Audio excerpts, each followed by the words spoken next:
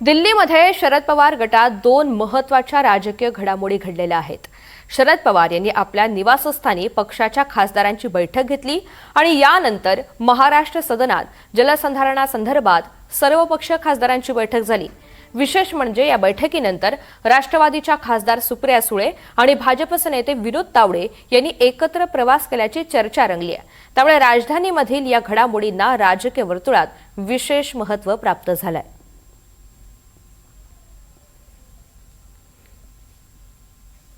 एकीकडे शरद पवार यांनी खासदारांची बैठक घेतली तर दुसरीकडे सुप्रिया सुळे आणि विनोद तावडे हे एकत्र प्रवास करत होते अशी चर्चा आहे.